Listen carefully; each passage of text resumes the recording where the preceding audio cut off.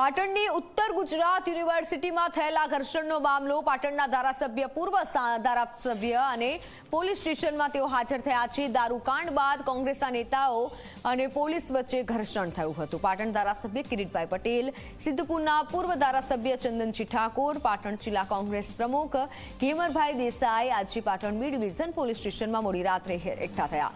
જ્યારે આજે પાટણની કોર્ટમાં તેમના આગોતરા જામીનની મુદત હતી। 8 દિવસ સુધી પાટણ બહાર બાદ રહ્યા હતા અને ત્યારબાદ એકાએક જ પોલીસ સ્ટેશને તેઓ હાજર થયા છે। પોલીસ સ્ટેશનમાંથી જામીન આપવા માટે લેખિત અરજી પણ કરી છે। મહત્વનું છે, પાટણની હેમચંદ્રાચાર્ય ઉત્તર ગુજરાત યુનિવર્સિટીમાં દારૂકાંડના મુદ્દે ધારાસભ્ય કિરીટ પટેલ અને કોંગ્રેસના આગેવાનો સાથે એનએસયુઆઈના કાર્યકર્તાઓએ પ્રતીક ઉપવાસ હડતાલ કરી હતી। જ્યારે જે દરમિયાન પોલીસ અને કોંગ્રેસના કાર્યકર્તાઓ વચ્ચે ઘર્ષણ પણ થયું હતું, જેમાં પોલીસે 14 વ્યક્તિઓના નામજોગ અને 200 વ્યક્તિઓના ટોળા સામે ફરિયાદ નોંધાવી હતી, જેમાં 12 જેટલા આરોપીઓની પોલીસે ધરપકડ કરી છે। તેઓને કોર્ટમાં રજૂ કરાતા કોર્ટે તેઓને જામીન મુક્ત કર્યા હતા। ત્યારબાદ પાટણના ધારાસભ્ય કિરીટ પટેલ, સિદ્ધપુરના પૂર્વ ધારાસભ્ય ચંદનજી ઠાકોર અને જિલ્લા કોંગ્રેસ પ્રમુખ ગેમરભાઈ દેસાઈએ પાટણ સેશન્સ કોર્ટમાં આગોતરા જામીન અરજી મૂકી હતી।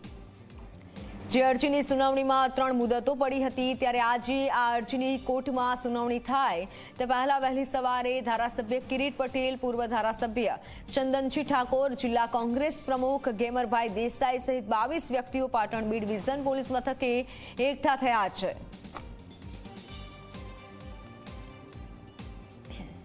ધારાસભ્ય કિરીટભાઈ, સિદ્ધપુરના માજી ધારાસભ્ય ચંદનજી, કોંગ્રેસ પક્ષના આગેવાન ગેમરભાઈ અને બીજા 19 એમ કુલ 22 જણા હાજર થયા છે। આજે એમાં જે કિરીટભાઈ એમને નામદાર સેશન્સ કોર્ટમાં જામીન અરજી મૂકી હતી, એમાં સરકારશ્રી અને આઈઓ દ્વારા એવું બાહેરનિંગ આપવામાં આવ્યું હતું કે અમે અર્નેશ કુમારનું જજમેન્ટ છે 2014નું સુપ્રીમ કોર્ટનું, એનું પાલન કરીશું। હવે જજમેન્ટ મુજબ એમને જ્યારે જો હાજર થયા છે તો 41(1) એ મુજબ એમને નોટિસ આપીને જવા દેવા પડે અથવા તો વિના વિલંબે નામદાર કોર્ટમાં રજૂ કરવા પડે। અને જે આગોતરાની હિયરિંગ છે એ આજે બપોર પછી કોર્ટે રાખેલું છે, પરંતુ જો આઈઓ અર્નેશ કુમારનું જજમેન્ટનું પાલન કરશે તો પછી આઈઓ આગોતરા જામીન અરજીનો કંઈ આગળ ચલાવવાનો પ્રશ્ન રહેશે નહીં। તો પછી અમે અર્નેશ કુમારના જજમેન્ટનું જે અનાદર કરશે એના વિરુદ્ધ અમે કોર્ટમાં રજૂઆત કરીશું।